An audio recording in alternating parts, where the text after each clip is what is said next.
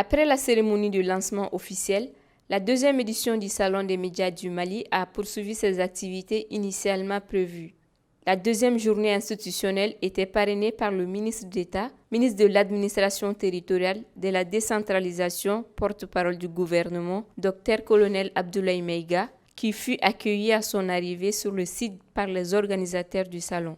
Une fois les salutations d'usage terminées, sans aucune forme de transition, le ministre Maïga a animé un panel sur le thème Médias et élections. Un panel qui fut synchronisé sur les radios membres de l'URTEL. Le ministre Maïga a d'abord procédé à une brève introduction avant de donner des éléments de réponse aux questionnements des hommes des médias.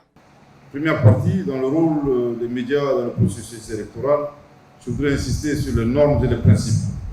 De prime abord, l'organisation d'élections libres, transparentes et équitables demeure une véritable gageure pour toutes les démocraties, en particulier les plus jeunes comme la nôtre. De nos jours, la préparation des élections, leur déroulement ou encore la proclamation des résultats sont des moments de la vie d'une nation qui sont propices malheureusement à des tensions, souvent vives, qui peuvent aboutir à une violence, une confrontation menaçant la stabilité politique et la paix. Ainsi, l'élection comme mode d'évolution du pouvoir présente des caractéristiques propres qui peuvent faire d'elle, si elle n'est pas bien gérée, une source potentielle d'insécurité, de conflit et d'instabilité pour le système démocratique dans son ensemble. Dans ce cadre, les médias, en plus de fournir les informations nécessaires aux électeurs pour leur permettre de faire un choix éclairé et de fournir une plateforme permettant aux candidats d'atteindre le public, ont un rôle essentiel dans la conduite des élections et leurs résultats. Bien entendu, de demander aux hommes de médias le respect d'un certain nombre de principes déontologiques, le professionnalisme qui est gage de transparence, la publicité politique et l'équilibre à observer entre les candidats et leurs partisans. Et quoi qu'il en soit, la publicité politique doit être équitable, aussi bien pour le privé que pour le public. Cadre juridique qui doit accompagner bien entendu ce principe déontologique et ses rôles propose les garanties suivantes données à tous les partis politiques, leurs candidats, les partisans, les garanties juridiques nécessaires pour leur permettre de concourir sur la base d'un traitement équitable devant la loi et les autorités de l'État. La régulation en matière concernant les médias en période électorale de manière générale vise à la recherche d'un équilibre entre la liberté d'expression et la protection des citoyens contre d'éventuels abus des médias qui justifient bien entendu la mission de ces autorités administratives de régulation que vous connaissez.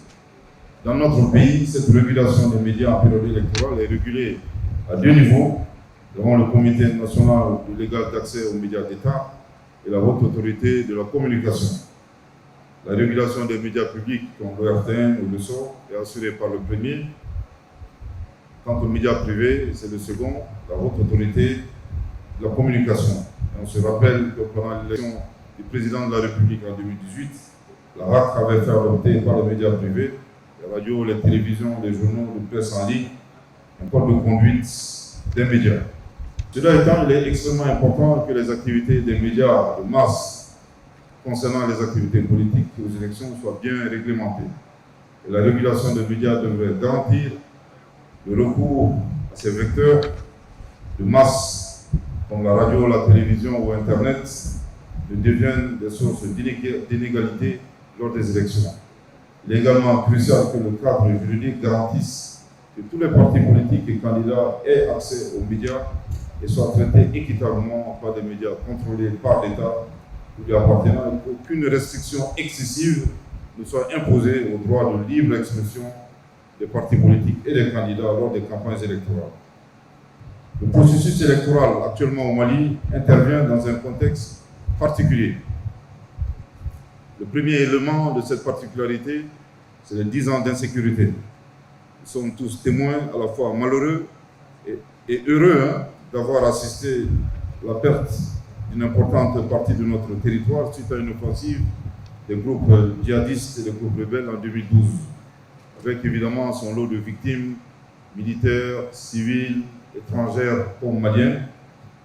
Quasiment toutes les familles maliennes ont été endeuillées.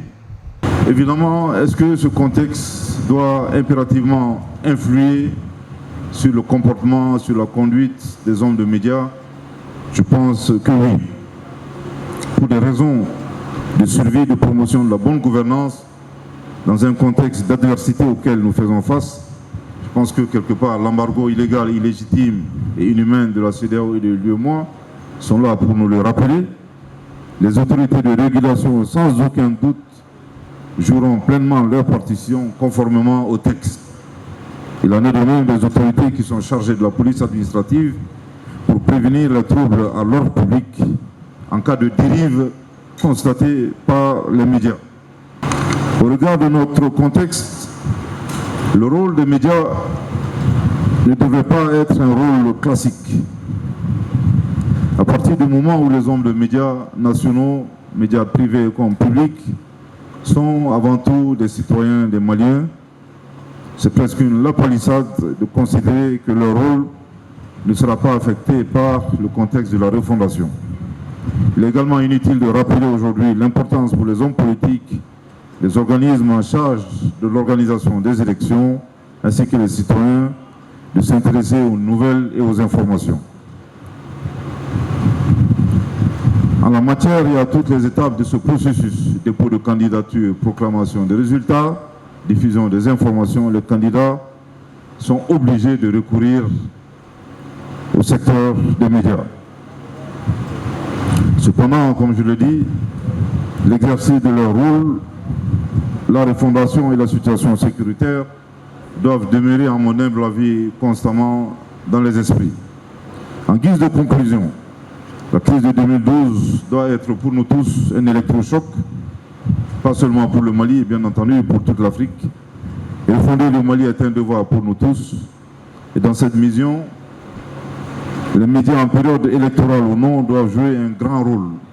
Et je dois l'avouer, plusieurs acteurs médiatiques ont défendu le Mali et continuent à le faire avec beaucoup de succès et de réussite. Malheureusement, force est de reconnaître que certains hommes de médias sont des relais des propos haineux, de la désinformation, de l'intoxication. Le retour à l'ordre constitutionnel en organisant des élections apaisées, crédibles et transparentes demeure la vision du chef de l'État, président de la transition, son Excellence le colonel Assimi Goïta. Et pour atteindre cet objectif, nous avons besoin de vous et nous comptons évidemment sur vous tous. Réguler le secteur médiatique, réprimer les dérives des médias sont des possibilités. Cependant, nous préférons la sensibilisation menée au sein de la famille médiatique. Un auteur disait que le sage est celui qui procède à son auto-arrestation. Faire de l'autorégulation, à mon humble avis, est la meilleure régulation. Merci infiniment de votre très aimable attention. N'oubliez pas de voter massivement le 18 juin 2023 à l'occasion du référendum. Nous sommes en campagne référendaire évidemment. Il ne faut pas oublier, comme le dit en Bambara, donc votez massivement le 18. Merci beaucoup. À la fin du panel, le colonel Abdoulaye Maïga, accompagné par le président de la commission d'organisation du salon, a procédé à la coupure symbolique du cordon qui a marqué l'ouverture de l'école du salon. Cette école qui, du reste, fait partie des innovations majeures de la seconde édition du Sam Mali, dont la thématique est « Les médias à l'heure du digital, défis et enjeux ». Avant de se retirer, le ministre a félicité les initiateurs du salon et invité l'ensemble des hommes des médias à soutenir les efforts des autorités dans la refondation de notre pays.